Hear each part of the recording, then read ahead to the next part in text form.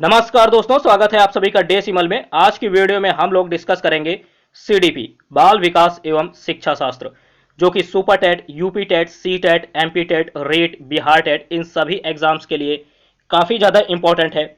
इस practice set में 30 MCQs होंगे, ठीक है, ध्यान दीजिएगा। 30 एमसीक्यूज हैं पूरी वीडियो में, तो आप लोग वीडियो को पूरा देखिएगा, ठीक है। बहुत ही मजा आने वाला है इस वीडियो में। काफी इंपॉर्टेंट क्वेश्चन लिए गए हैं पूरे प्रैक्टिस सेट में। 30 क्वेश्चन का ये प्रैक्टिस सेट होगा और साथ ही साथ इसमें क्वेश्चंस के अलावा कुछ फैक्ट भी मैंने लिए हैं, ठीक है। तो देखिएगा कितने क्वेश्चन है इसमें। 30 क्वेश्चंस हैं, 30 महत्वपूर्ण बहुविकल्पी प्रश्न हैं जो कि हर बार परीक्षा में पूछे जाते हैं, सर्वाधिक पूछे जाते हैं ये प्रश्न, ठीक है। मोस्ट इंपॉर्टेंट है, मोस्ट इंपॉर्टेंट है।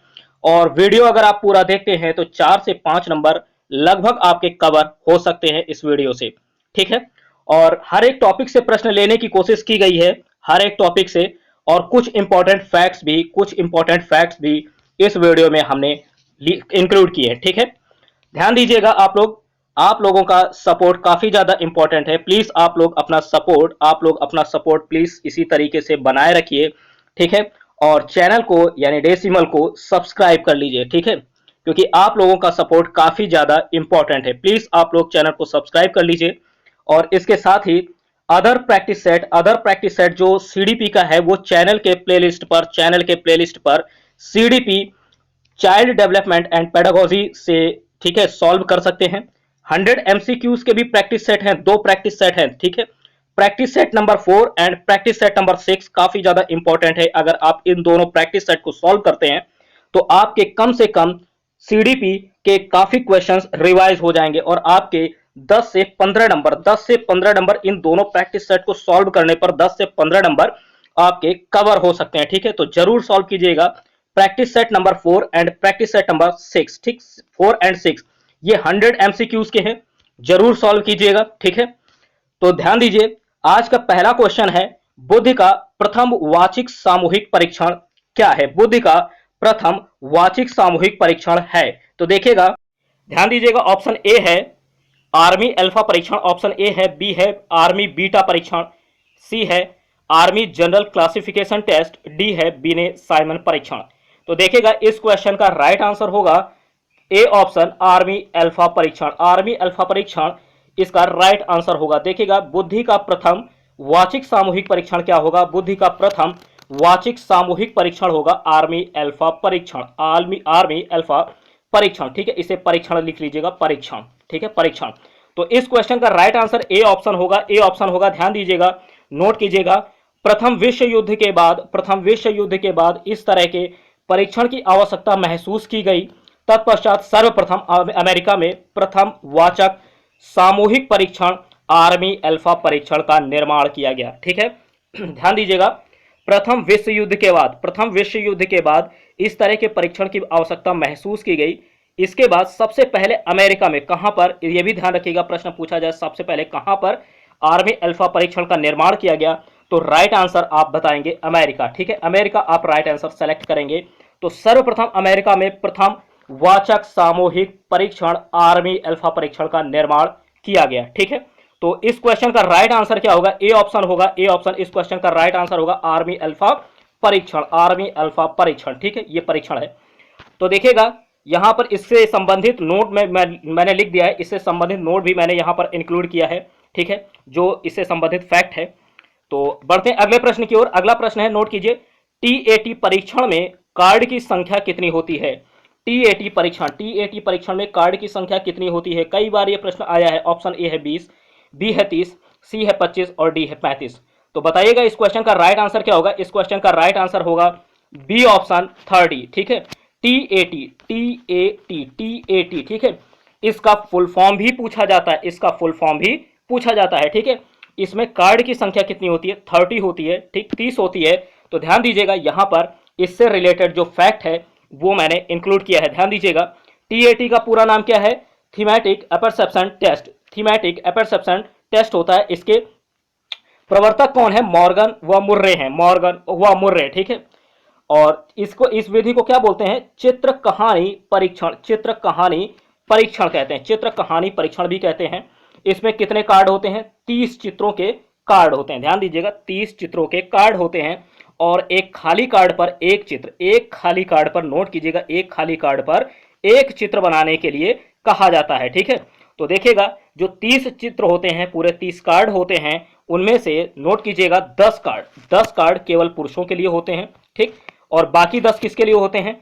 फिर सॉरी, बाकी 10 नहीं, अगले 10 जो होते हैं वो केवल महिलाओं के लिए, और फिर जो 10 बचते हैं वो दोनों के लिए होते हैं, अर्थात महिला और पुरुष दोनों के लिए होते हैं। ठीक, तो ध्यान दीजिएगा, फिर से ध्यान दीजिएगा, 30 कार्ड में ये नोट कीजिए, यहां से 30 कार्ड में 10 केवल पुरुषों के लिए, 10 केवल महिलाओं के लिए, और 10 जो बचते हैं वो दोनों के लिए होते हैं, महिला और पुरुष दोनों के लिए होते हैं। 30 चित्रों के कार्ड होते हैं, 30 चित्रों के कार्ड होते हैं। यहां से आप इसकी स्पेलिंग सहित बिल्कुल स्पेलिंग इसी तरीके से याद कर लीजिए। ठीक है, क्योंकि ये फुल फॉर्म पूछा जा सकता है। ठीक है, थीमेटिक एपर्सेप्शन टेस्ट। तो याद रखिएगा, टीएटी का पूरा नाम आप लोग जरूर याद रखिएगा, और इसके प्रवर्तक कौन है? मॉर्गन व मुर्रे, मॉर्गन व मुर्रे, मॉर्गन व मुर्रे। ठीक है, तो ये इतना फैक्ट आपको टीएटी से याद रखना है, टीएटी से याद रखना है। ठीक है, साथ ही साथ अभी जो मैंने प्रथम वाचक, ये जो आर्मी अल्फा परीक्षण था, आर्मी अल्फा परीक्षण, सर्वप्रथम इसका परीक्षण का निर्माण कहां किया गया था? तो अमेरिका में किया गया था, अमेरिका में। ठीक है, ये सारे इंपॉर्टेंट फैक्ट्स आपको नोट रखने हैं। ठीक है, थर्ड क्वेश्चन हम लोग देखते हैं। थर्ड क्वेश्चन काफी ज्यादा इंपॉर्टेंट है, नोट कीजिएगा।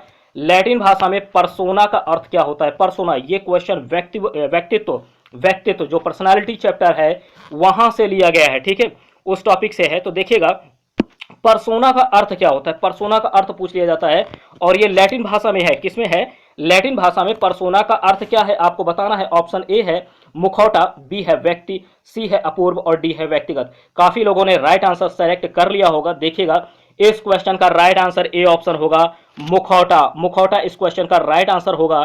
ठीक है, ए ऑप्शन राइट आंसर है थर्ड क्वेश्चन का। ठीक है, ए ऑप्शन राइट आंसर है। बढ़ते अगले प्रश्न की। सभी लोग अपना सपोर्ट बनाए रखने के लिए प्लीज आप लोग चैनल को सब्सक्राइब कर लीजिएगा। ठीक है, ध्यान दीजिए, यहां पर एक फैक्ट मैंने लिया है, यहां पर एक फैक्ट मैंने लिया है, जैसा कि आप लोगों ने थंबनेल में देखा होगा, इसे थंबनेल में इसे आप लोगों ने जरूर देखा होगा। पावलाव का कुत्ता दौड़ा थॉर्नडाइक की बिल्ली पर, स्किनर का चूहा कूदा कोहलर के चिंपैंजी पर। ठीक है, इस कविता इसको इसी तरह से हंसी हंसी में आप लोग तैयार रखिए, इसी तरीके से तैयार रखिए। ठीक है, पावलाव ने किस पर प्रयोग किया? पावलाव ने किया है कुत्ते पर प्रयोग। किस पर किया था? कुत्ते पर किया था। ठीक है, थॉर्नडाइक ने किस पर किया था? बिल्ली पर किया था, बिल्ली पर किया था। स्किनर ने किस पर किया था? चूहे पर। और कोहलर ने किस पर किया था? चिंपैंजी पर। चिंपैंजी या ऑप्शन में वनमानुस, नोट कीजिएगा, वनमानुस भी आ सकता है। ठीक है, वनमानुस भी आ सकता है, यहां सिर्फ चिंपैंजी लिखा है, कोई बात नहीं, आप वनमानुस भी कर लीजिए, हो सकता है वहां पर ऑप्शन में चिंपैंजी ना दे करके वनमानुस दें, तो आप राइट आंसर वनमानुस भी सेलेक्ट करेंगे। ठीक है, दोनों में से कोई एक ही होगा। ठीक, और अगर चिंपैंजी का नाम पूछते हैं, चिंपैंजी का नाम, ये 4 क्वेश्चन आपके तैयार हुए। पहला पावलाव का कुत्ता, यानी एक क्वेश्चन यहां से, थॉर्नडाइक की बिल्ली, दो यहाँ, दूसरा यहां से, स्किनर का चूहा तीसरा यहां से, और चौथा कोहलर के चिंपैंजी। ठीक है, चौथा यहां से। बताइए, 4 क्वेश्चन आपके तैयार हो गए। ठीक है, अब देखिएगा पांचवा जो है, अगर चिंपैंजी का नाम पूछा जाता है तो आप बताएंगे सुल्तान। ठीक है, सुल्तान। 5 क्वेश्चन यहीं से आपके तैयार हो गए। ठीक है, इसको इसी तरीके से तैयार रखिएगा।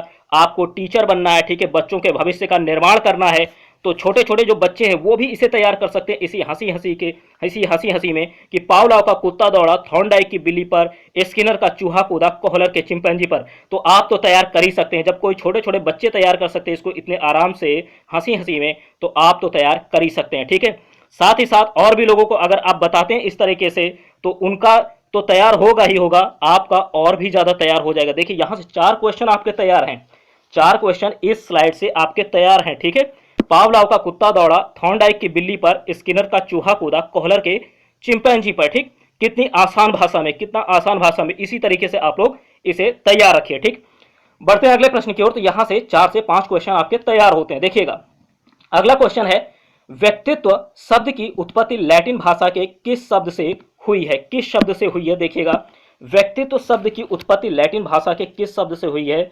अभी देखिए, इससे रिलेटेड एक क्वेश्चन भी था पीछे अभी। ठीक, तो देखिएगा, अगर आपने ध्यान से देखा है तो इस क्वेश्चन का राइट आंसर सेलेक्ट कर सकते हैं। ठीक है, तो देखिए, ऑप्शन ए है पर्सन, बी है पर्सनैलिटी, सी है पर्सोना, और डी है पर्सनल। इस क्वेश्चन का राइट आंसर होगा पर्सोना। क्या होगा? पर्सोना। ठीक है, फोर्थ क्वेश्चन का राइट आंसर सी ऑप्शन होगा, पर्सोना होगा। परसोना होगा, नोट कीजिएगा। और यहां पर परसोना का अर्थ क्या है, नोट कीजिए, परसोना का अर्थ क्या है। थर्ड क्वेश्चन में परसोना का अर्थ पूछा गया है, वो क्या है, मुखौटा है। क्या है, मुखौटा है, ठीक है। और ये लैटिन भाषा में है, बिल्कुल इसे याद कर लीजिए कि परसोना किस भाषा में है, परसोना, ठीक है, लैटिन भाषा। लैटिन भाषा, क्या अर्थ है इसका, मुखौटा है। क्या अर्थ है इसका, मुखौटा है, ठीक है। और व्यक्तित्व शब्द की उत्पत्ति लैटिन भाषा के किस शब्द से हुई है, परसोना से हुई है। किससे हुई है, परसोना से हुई है। सी ऑप्शन इसका राइट आंसर होगा। तो इतना क्वेश्चन आपको यहां से तैयार रखना है, ठीक है। बढ़ते हैं अगले प्रश्न की ओर, देखिएगा। फिफ्थ नंबर है थॉर्नडाइक ने अपने सिद्धांत को किस शीर्षक से सिद्ध किया, किस शीर्षक से सिद्ध किया थॉर्नडाइक ने अपने सिद्धांत को, ठीक है। ऑप्शन ए है स्थान अधिगम, बी है संकेत अधिगम, सी है संज्ञानात्मक अधिगम, और डी है अधिगम के प्रयास एवं भूल, अधिगम के प्रयास एवं भूल। तो राइट आंसर नोट कीजिए, डी ऑप्शन होगा, अधिगम के प्रयास एवं भूल, अधिगम के प्रयास एवं भूल फिफ्थ क्वेश्चन का राइट आंसर है, फिफ्थ क्वेश्चन का राइट आंसर है, ठीक है, नोट कीजिएगा। तो इस क्वेश्चन का right answer fifth D option होगा, डी ऑप्शन, अधिगम के प्रयास एवं भूल। पांचवें क्वेश्चन का राइट आंसर डी ऑप्शन होगा, ठीक है, अधिगम के प्रयास एवं भूल। बढ़ते अगले प्रश्न की ओर। अगला प्रश्न है, नोट कीजिए, सीखना विकास की प्रक्रिया है। देखिए कथन, कथन वेरी इंपॉर्टेंट, कथन वेरी इंपॉर्टेंट। मैं एक इसकी अलग से वीडियो बनाऊंगा, कथन की एक अलग से वीडियो बनाऊंगा, आप लोगों को प्रोवाइड करूंगा, ठीक है, कथन की। अगर आप लोगों को तुरंत चाहिए तो आप लोग कमेंट बॉक्स में जरूर लिखिएगा, कमेंट बॉक्स में जरूर लिखिएगा, कथन की वाली वीडियो के लिए मैं जरूर लेकर आऊंगा, ठीक है। तो देखिएगा, सीखना विकास की प्रक्रिया है, सीखना विकास की प्रक्रिया है, ये कथन किसका है। इस तरीके से छोटे छोटे स्टेटमेंट आ जाते हैं और एग्जाम में पूछा जाता है कि बताइए ये कथन किसने किसका है, ठीक है। ऑप्शन ए है वुडवर्थ, बी है योकम, सी है स्किनर, डी है कोहलर। इस क्वेश्चन का राइट आंसर होगा वुडवर्थ। क्या होगा, वुडवर्थ होगा। देखिएगा ऑप्शन ए राइट आंसर होगा, ऑप्शन ए राइट आंसर होगा, ठीक है। यानी वुडवर्थ का कथन है सीखना विकास की प्रक्रिया है, सीखना विकास की प्रक्रिया है, राइट आंसर ए ऑप्शन होगा, ए ऑप्शन, ठीक है। अगला प्रश्न देखते हैं, नोट कीजिए अगला प्रश्न, सेवेंथ नंबर से पहले हम लोग एक कुछ फैक्ट है, सेवेंथ नंबर एट्थ नंबर से पहले कुछ फैक्ट हैं, उसे हम लोग देख लेते हैं। तो देखिएगा 6 नंबर के बाद मैंने कुछ फैक्ट लिए हैं, शैशवावस्था से रिलेटेड है। किससे हैं, शैशवावस्था से है। तो देखिएगा शैशवावस्था में इसे सारे जो पॉइंट लिखे हैं शैशवावस्था से रिलेटेड, इन्हें नोट कर लीजिए, ठीक है। शैशवावस्था जो होता है ये सीखने का आदर्श काल होता है। कैसा होता है, सीखने का आदर्श काल है। पहला पॉइंट नोट कर लीजिए कि शैशवावस्था सीखने का आदर्श काल है। दूसरा पॉइंट नोट कीजिएगा कि जीवन का सबसे महत्वपूर्ण काल है, ठीक है, जीवन का सबसे महत्वपूर्ण काल है शैशवावस्था, जीवन का सबसे महत्वपूर्ण काल है। तीसरा पॉइंट नोट कीजिएगा, तीसरा पॉइंट है नोट कीजिएगा कि क्षणिक संवेगों की अवस्था है, क्षणिक संवेगों की अवस्था है शैशवावस्था। अगर पूछा जाए क्षणिक संवेगों की अवस्था कौन सी अवस्था है, 4 ऑप्शन होंगे, शैशवावस्था, बाल्यावस्था, किशोरावस्था, प्रौढ़ावस्था। तो राइट आंसर शैशवावस्था सेलेक्ट करेंगे कि ये क्षणिक संवेगों की अवस्था होती है। और मोस्ट इंपॉर्टेंट ये है कि सीखने का आदर्श काल होता है, सीखने का आदर्श काल है, ये भी पूछा जाता है। जीवन का सबसे महत्वपूर्ण काल है। जो सारे इंपॉर्टेंट पॉइंट्स मैंने इस वीडियो में इंक्लूड किए हैं, इस जो स्लाइड है इसमें मैंने इंक्लूड किए हैं, ठीक है।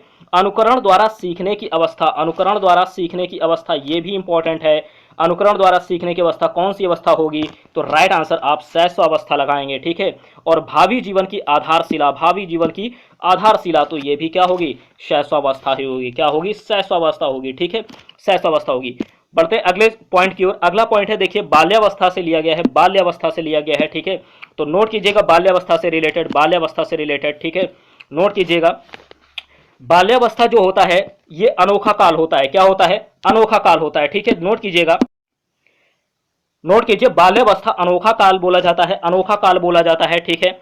इसे टोली दल समूह की आयु कहते हैं। क्या बोलते हैं, टोली दल और समूह की आयु बोलते हैं। खेल की आयु बोलते हैं, खेल की आयु बोलते हैं। थर्ड पॉइंट, खेल की आयु बोलते हैं।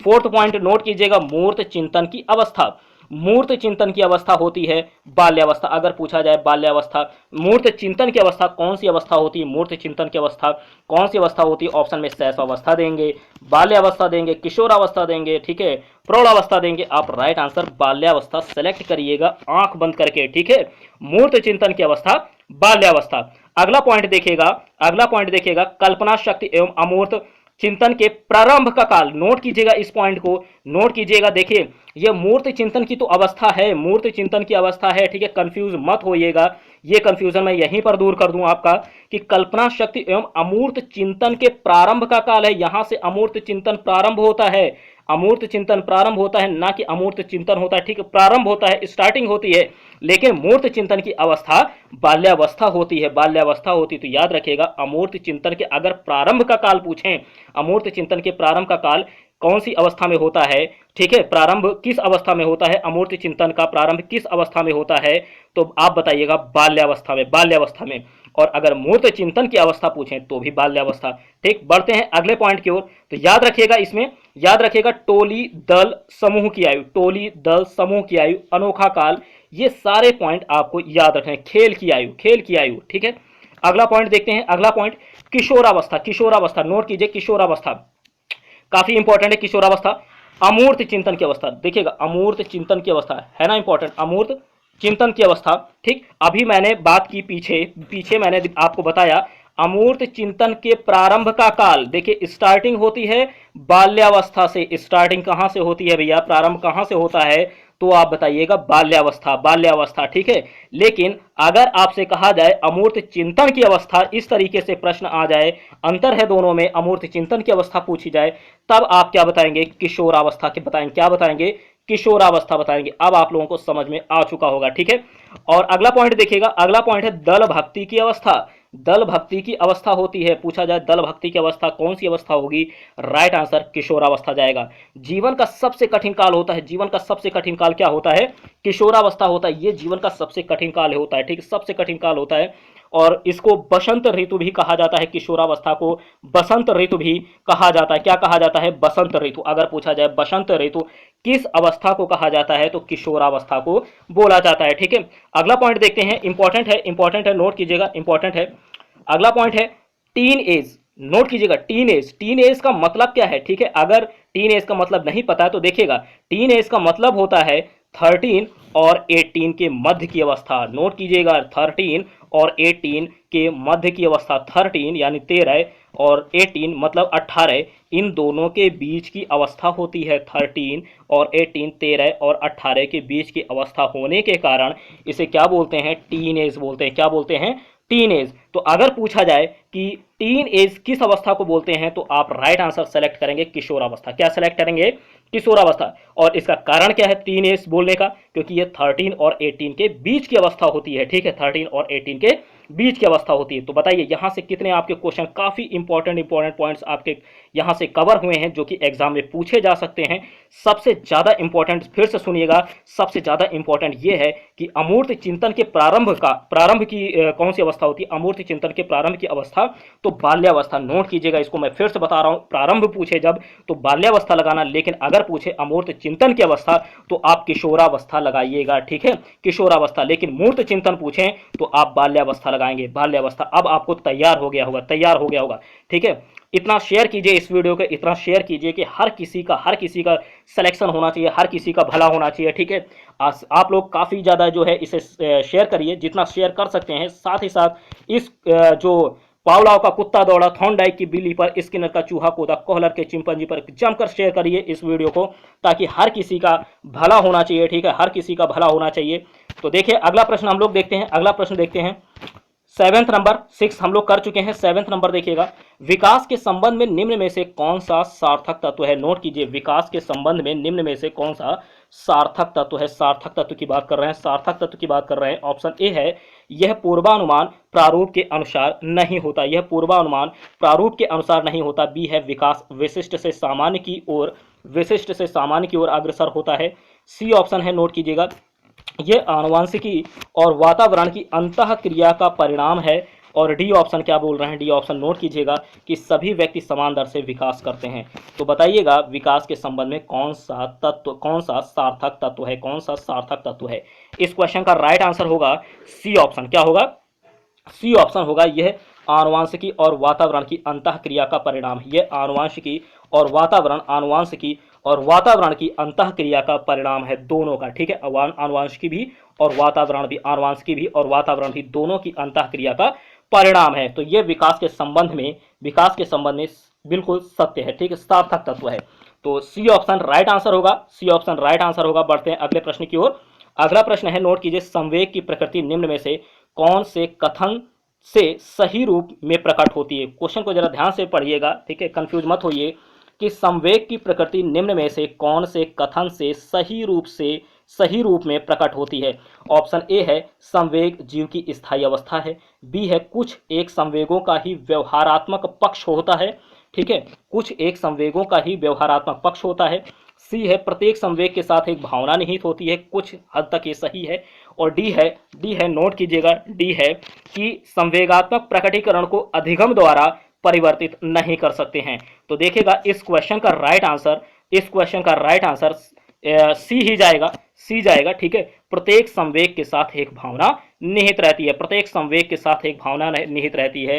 संवेग की प्रकृति में निम्न में से कौन से कथन से सही रूप में प्रकट होती है, ठीक है। तो देखिएगा प्रत्येक संवेग के साथ एक भावना निहित रहती है, प्रत्येक संवेग के साथ एक भावना निहित रहती है। इस क्वेश्चन का राइट आंसर 8th का राइट आंसर सी ऑप्शन होगा, नोट रखिएगा सी ऑप्शन। बढ़ते हैं अगले प्रश्न की ओर। अगला प्रश्न देखिए, इस तरह के भी प्रश्न पूछे जाते हैं एग्जाम में कि मनोवैज्ञानिक इवान पेट्रोविच पावलोव का संबंध किस देश से है। इवान पेट्रोविच पावलोव का संबंध किस देश से है, नोट कीजिएगा। अगर इस तरह के प्रश्न आते हैं तो वहां पर आपको तैयार रखना है कि इवान पेट्रोविच पावलोव का संबंध, देखिए ये पावलोव का पूरा नाम है, नोट रखिएगा। पूरा नाम भी पूछा जाता है कि बताइए पावलोव, हम लोगों ने सिर्फ पावलोव याद रखा है, ठीक है। कुछ लोगों ने अगर सिर्फ पावलोव याद रखा है तो आज से याद रखिएगा इनका पूरा नाम इवान पेट्रोविच पावलोव, अब मत भूलिएगा, ठीक है। तो देखिए ऑप्शन ए है अमेरिका, बी है रूस, सी है कनाडा, डी है स्विट्जरलैंड। तो देखिए पावलोव जो है इनका संबंध रूस से है, कहां से है, रूस से है, ठीक है। आपको याद है ना, पावलोव का कुत्ता दौड़ा थॉर्नडाइक की बिल्ली पर, स्किनर का चूहा कूदा कोहलर के चिंपैंजी पर। इस तरीके से आपको याद रखना है, इसको याद रखना है, ठीक है। और दूसरे को भी सुना देना है, ठीक है, जो आपके संबंधित हो, मतलब कि जो टेट का एग्जाम देने की तैयारी कर रहे हो, super TET, UP TET, C TET, REET, Bihar TET, ठीक है, जो भी तैयारी कर रहे हो, ठीक है। तो अगर आपके साथ वो भी तैयारी कर रहे हैं तो उनको इसी तरीके से आप बोलिए, 1-2 बार बोलिए उनसे और तैयार हो जाएगा, ठीक है। तो आगे देखते हैं इस क्वेश्चन का राइट आंसर क्या होगा, रूस होगा, रूस। 9th का बी ऑप्शन, 9th क्वेश्चन का राइट आंसर बी ऑप्शन होगा, रूस। तो याद रखिएगा इवान पेट्रोविच पावलोव का संबंध रूस से है। अगले प्रश्न को देखते हैं। अगला प्रश्न है 10th नंबर, ठीक है। पशु मनोविज्ञान का पितामह किसे कहा जाता है, पशु मनोविज्ञान का पितामह किसे कहा जाता है, नोट कीजिएगा पशु मनोविज्ञान का पितामह किसे कहा जाता है। ऑप्शन है स्किनर, बी है पियाजे, सी है कोहलर और डी है थॉर्नडाइक, ठीक है। तो इस क्वेश्चन का राइट आंसर क्या होगा, 10 का डी ऑप्शन होगा, पशु मनोविज्ञान के पितामह थॉर्नडाइक, ठीक है। याद आया कुछ थॉर्नडाइक से कि पावलोव का कुत्ता दौड़ा थॉर्नडाइक की बिल्ली पर, स्किनर का चूहा कूदा कोहलर के चिंपैंजी पर, याद आया, ठीक है। तो यहां पर थॉर्नडाइक ने किस पर प्रयोग किया था, बताइए, बिल्ली पर। किस पर किया था, बिल्ली पर। और थॉर्नडाइक को ही पशु मनोविज्ञान का पितामह भी कहा जाता है, पशु मनोविज्ञान का पितामह भी कहा जाता है, ठीक है। याद रखिएगा, इस तरीके से याद रखिएगा, एक से लिंक बनाते हुए पढ़िए, ठीक है। और स्किनर ने किस पर प्रयोग किया, चूहे पर। चूहे के साथ साथ याद रखिएगा, यहां पर अगर स्किनर का मैंने नाम लिया है तो आप ध्यान रखिएगा, स्किनर ने चूहे के साथ साथ कबूतर पर भी प्रयोग किया था। अगर आपने 100 MCQs की वीडियो दोनों सॉल्व की हैं, अदर प्रैक्टिस सेट सॉल्व किए हैं, तो वहां पर मैंने बताया है कि स्किनर ने चूहे के साथ साथ कबूतर पर भी प्रयोग किया था, ठीक है, कबूतर पर भी प्रयोग किया था। और कोहलर ने चिंपैंजी, ठीक है। और वनवानुस दोनों याद रखिएगा, चिंपैंजी का नाम सुल्तान, ठीक है। इतना प्रश्न आपको तैयार रखना है, ठीक, इसी तरीके से, ठीक। छोटे छोटे बच्चे भी इस तरह से तैयार रख सकते हैं कि पावलोव का कुत्ता दौड़ा थॉर्नडाइक की बिल्ली पर, स्किनर का चूहा कूदा कोहलर के चिंपैंजी पर, ठीक है। तो इस तरीके से आप लोग तो तैयारी रख सकते हैं, ठीक है। तो अगला प्रश्न देखते हैं 11 नंबर, तुम मुझे कोई भी बालक दो और मैं उसे कुछ भी बना सकता हूं। यह कथन किसका है, बताइए। तुम मुझे कोई भी बालक दो और मैं उसे कुछ भी बना सकता हूं। तो देखिएगा, आपने कई बार यह कथन सुना होगा, ठीक है, कई बार यह कथन सुना होगा और याद भी आपको आ रहा होगा कि यह कथन सुना है, किसने कहा है, बताइए।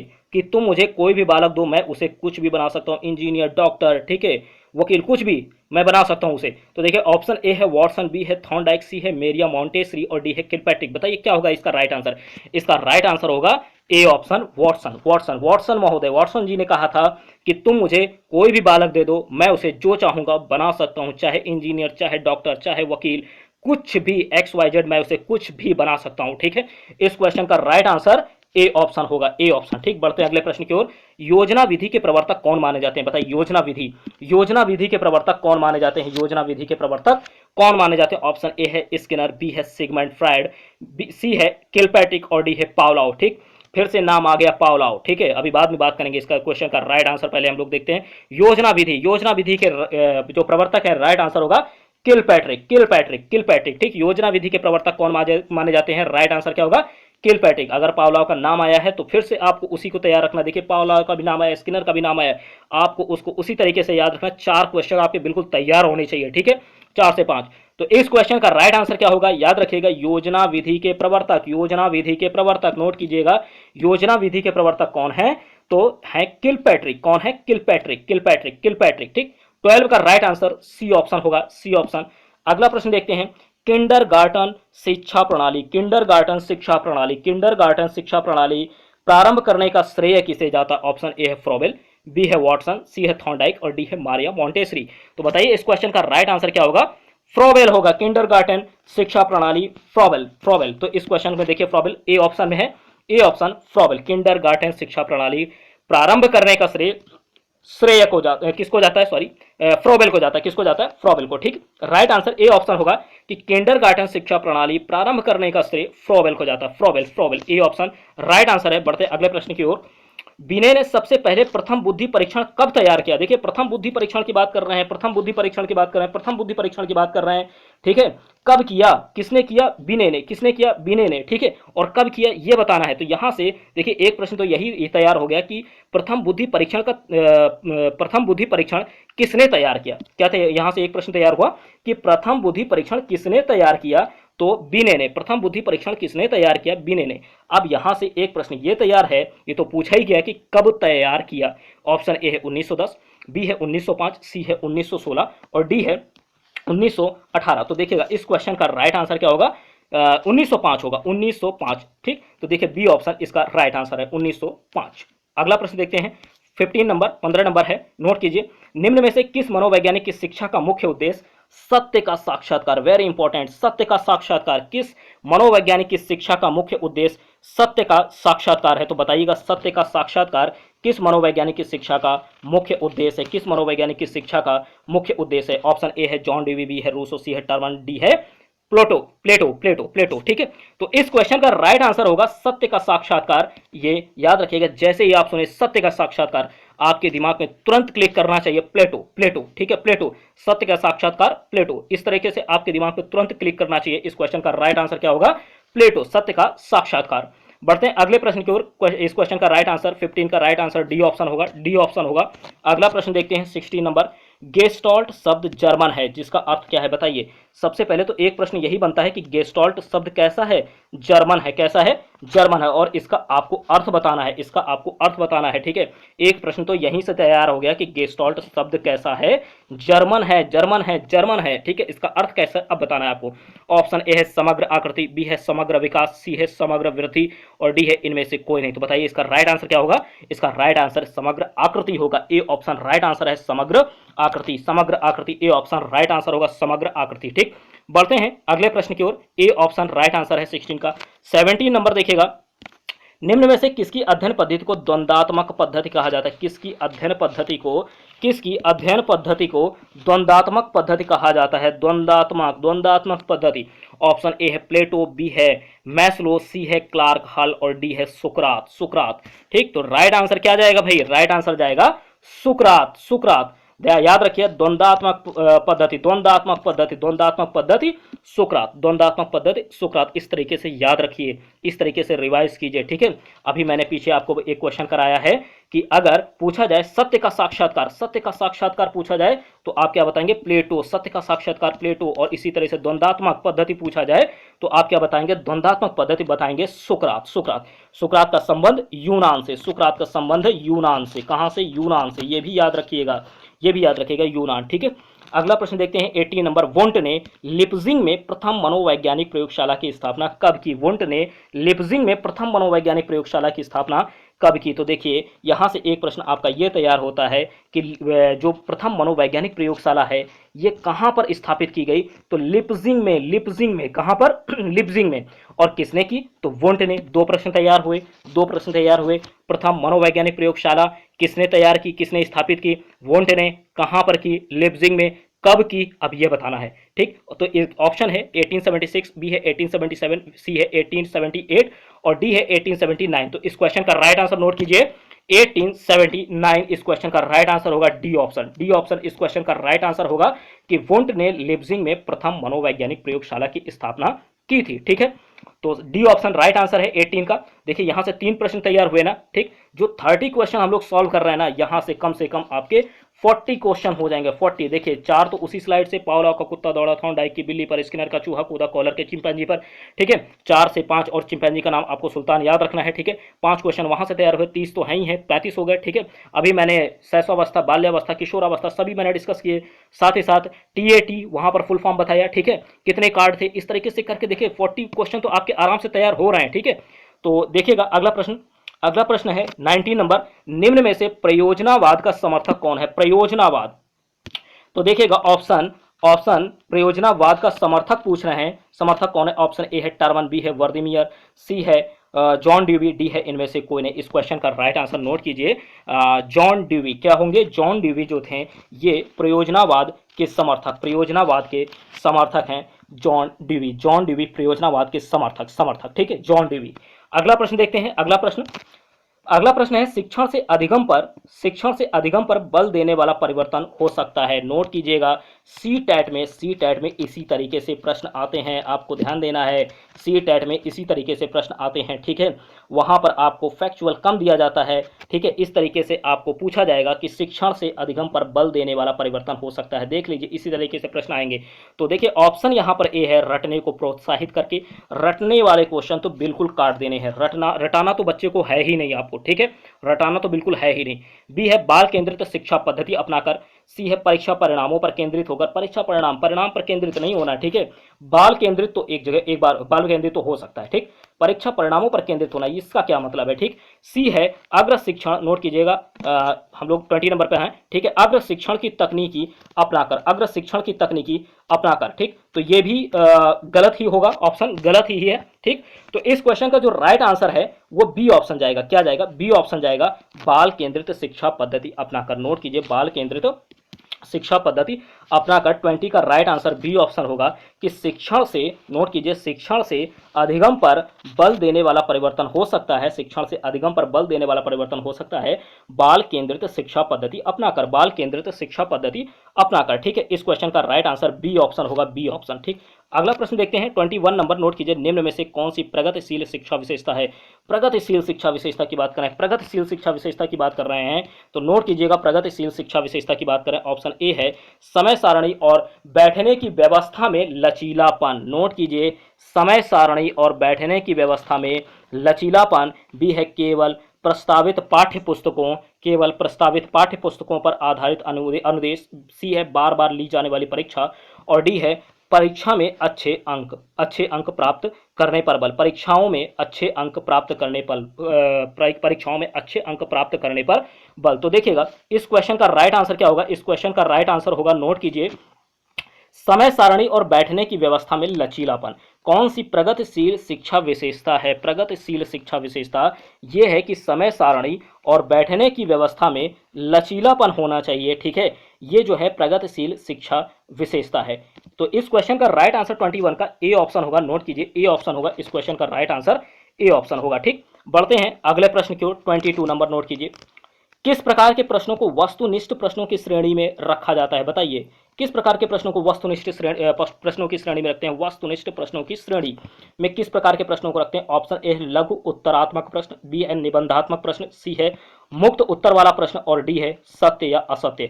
तो देखेगा जो वस्तुनिष्ठ प्रश्नों की श्रेणी होती है, वस्तुनिष्ठ प्रश्नों की श्रेणी में किसे रखा जाता है, तो याद रखिए सत्य और असत्य वालों को रखा जाता है। सत्य या असत्य, सत्य या असत्य। इस क्वेश्चन का राइट आंसर डी ऑप्शन होगा। 22 का राइट आंसर डी ऑप्शन होगा। अगला प्रश्न देखते हैं। अगला प्रश्न है सी टैट के लिए तैयार रखिएगा, इस तरह के प्रश्न सी टैट के लिए तैयार रखिएगा, जरूर आपको वहां पर इस तरीके से प्रश्न मिलेंगे। ठीक है, तो देखिएगा कॉन्सेप्चुअल प्रश्न है। अगला प्रश्न है समावेशी शिक्षा। समावेशी शिक्षा, समावेशी शिक्षा, ऑप्शन है ए है समावेशी शिक्षा में कक्षा में विविधता का उत्सव मनाती है, लगभग हो सकता है ये राइट आंसर। अगला देखते हैं तथ्यों की शिक्षा मतारोपण से संबंधित है। तथ्यों की शिक्षा मतारोपण, तथ्यों की शिक्षा से संबंधित है, मतलब मतारोपण से संबंधित है। सी है हाशिए पर स्थित वर्गों से शिक्षकों को सम्मिलित करने से संबंधित है। और डी है दाखिले संबंधी कठोर प्रक्रियाओं को बढ़ावा देती है। तो देखिए समावेशी शिक्षा जो है ये कक्षा में विविधता का उत्सव मनाती है, ठीक है। तो याद रखिएगा इसका जो राइट आंसर जाएगा वो ए ऑप्शन होगा। ए ज्यादा सुटेबल है, ए ज्यादा सुटेबल है। राइट आंसर ए ऑप्शन जाएगा, समावेशी शिक्षा। समावेशी शिक्षा कक्षा में विविधता का उत्सव मनाती है, ठीक। ए ऑप्शन राइट आंसर होगा, ए ऑप्शन राइट आंसर होगा। अगला प्रश्न देखते हैं 24 नंबर। जब बच्चे की दादी उसे उसकी माँ की गोद से लेती है तो बच्चा रोने लगता है, ठीक। ऐसा कई बार होता है, ठीक है। आप लोगों ने भी देखा होगा कि जब बच्चे की दादी उसे उसकी माँ की गोद से लेती है तो बच्चा रोने लगता है। क्यों रोने लगता है बताइए, इसका कारण क्या है। कोई तो कारण होगा जिसकी वजह से बच्चा रोने लगता है, ठीक है। तो आपको देखिएगा ऑप्शन ए है वियोग दुश्चिंतता, बी है सामाजिक दुश्चिंतता, सी है अजनबी दुश्चिंतता और डी है संवेगात्मक दुश्चिंतता। संवेगात्मक दुश्चिंतता। अगर आपने सहसावस्था वाला स्लाइड ठीक से देखी होगी तो आपको राइट आंसर समझ में आ गया होगा, ठीक है। तो देखिएगा इस क्वेश्चन का राइट आंसर होगा संवेगात्मक दुश्चिंतता, ठीक है। संवेगात्मक दुश्चिंतता के कारण बच्चा रोने लगता है, कि जब बच्चे की दादी उसे उसकी माँ की गोद से लेती है तो बच्चा रोने लगता है संवेगात्मक दुश्चिंतता के कारण। राइट आंसर डी ऑप्शन होगा, डी ऑप्शन होगा। 24 का राइट आंसर डी ऑप्शन होगा। बढ़ते हैं अगले प्रश्न की ओर। 25 नंबर। राज्य स्तर की एक एकल गायन प्रतियोगिता, नोट कीजिएगा, राज्य स्तर की एक एकल गायन प्रतियोगिता के लिए विद्यार्थियों को तैयार करते समय एक विद्यालय लड़कियों को वरीयता देते हैं। नोट कीजिएगा ये जो बॉक्स के अंदर मैंने किया है, लड़कियों को वरीयता देता है, यह क्या दर्शाता है, ठीक है। यह क्या दर्शाता है, ये एक प्रश्न है। एग्जाम्पल के तौर पर इसी तरीके से आपको सी टेट में पूछा जाएगा, इसी तरीके से प्रश्न पूछे जाते हैं सी टेट में, ठीक है। तो देखिएगा कि अगर राज्य स्तर की एक एकल गायन प्रतियोगिता हो रही है, ठीक है, और उसमें विद्यार्थियों को तैयार करते समय क्या करता है एक विद्यालय, वो लड़कियों को वरीयता देता है, ठीक है, उनको प्राथमिकता देता है। तो देखिएगा ये क्या दर्शाता है, लैंगिक पूर्वाग्रह, बी है वैश्विक प्रवृत्तियां, सी है प्रयोजनात्मक उपागम और डी है प्रगतिशील चिंतन। तो देखिए अगर किसी एक को, लड़की को या लड़के को वरीयता दे रहे हैं, अगर वो लड़की को ना देकर के हो सकता है लड़के को करते तो भी लैंगिक पूर्वाग्रह था। किसी एक को, अगर सिर्फ लड़कियों को दे रहे हैं तो भी लैंगिक पूर्वाग्रह, मतलब किसी एक को नहीं दोनों को देना चाहिए था, तब तो नहीं था, ठीक।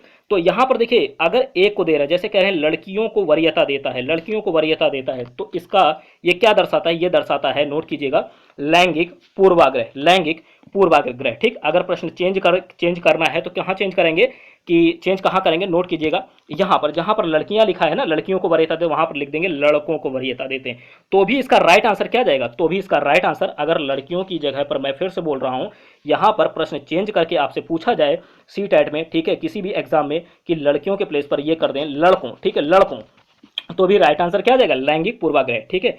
देखिए हमें सबको साथ में लेकर के चलना, सबको साथ में लेकर के चलना। अगर ऐसा नहीं है, किसी एक देख रहे हैं लड़कियों को वरीयता दे रहे हैं तो वहां पर लैंगिक पूर्वाग्रह है, या सिर्फ लड़कों को वरीयता दे रहे हैं तो भी लैंगिक पूर्वाग्रह है, ठीक है।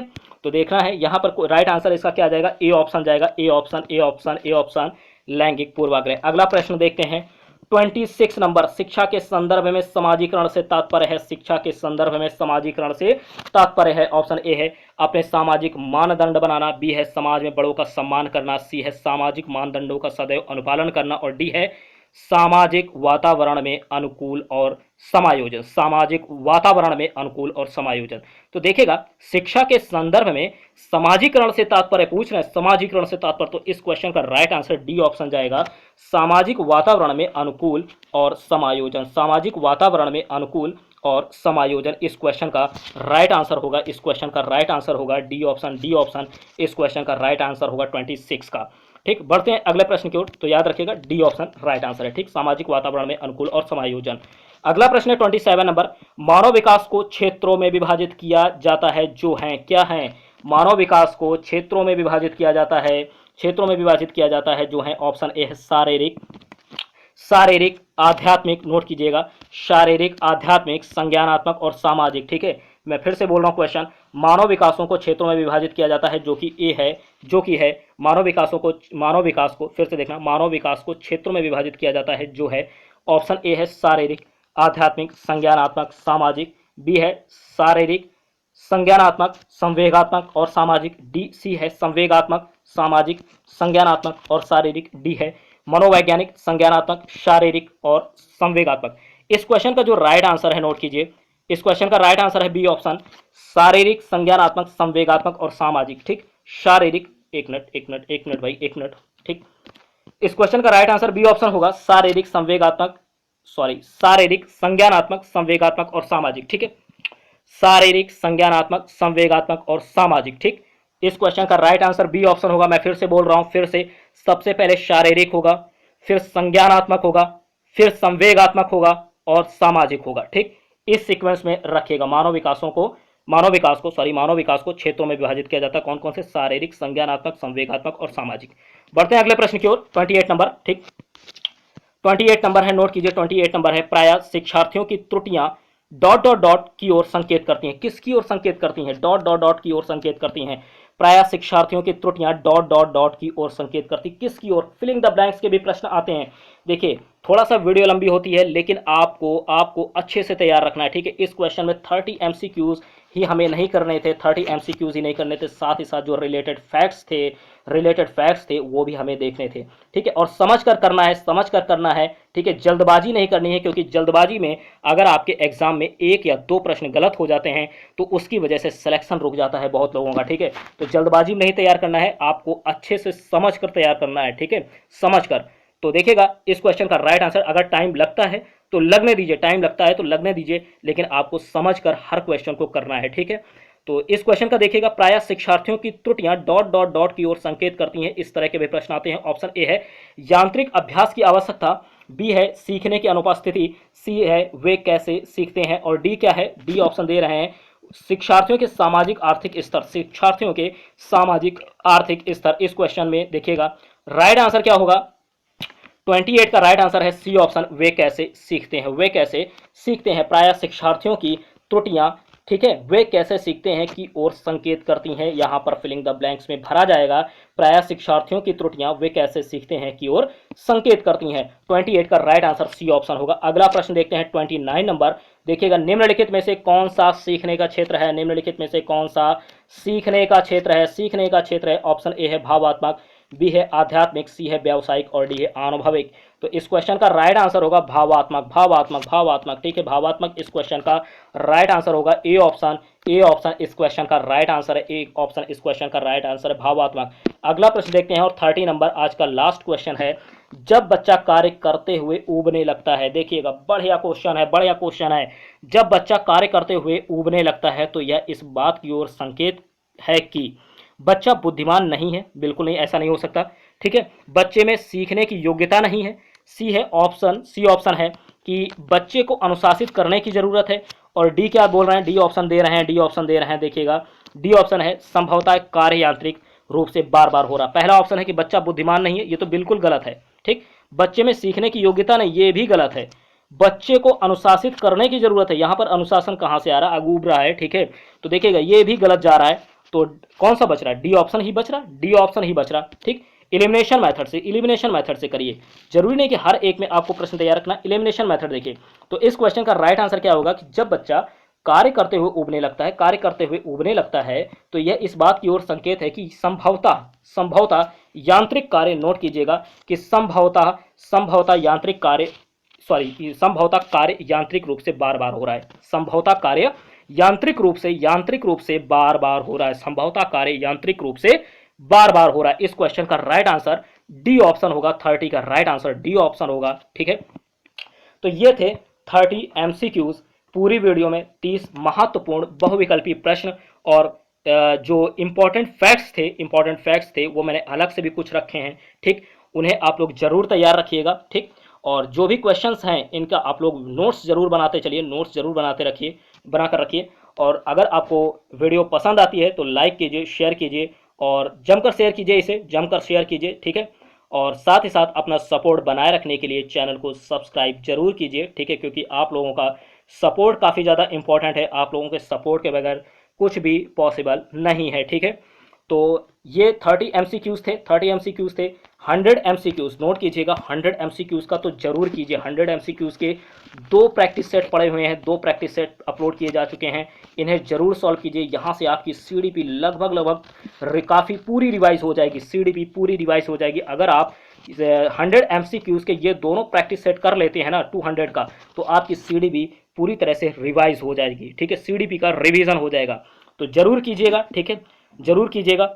तो ठीक है, अगर आपको ये वीडियो पसंद आती है तो लाइक कीजिए, शेयर कीजिए और साथ ही साथ अपना सपोर्ट बनाए रखने के लिए आप लोग चैनल को सब्सक्राइब कीजिए, ठीक है। मिलते हैं अगली वीडियो में, ठीक है, मिलते हैं अगली वीडियो में, तब तक के लिए धन्यवाद।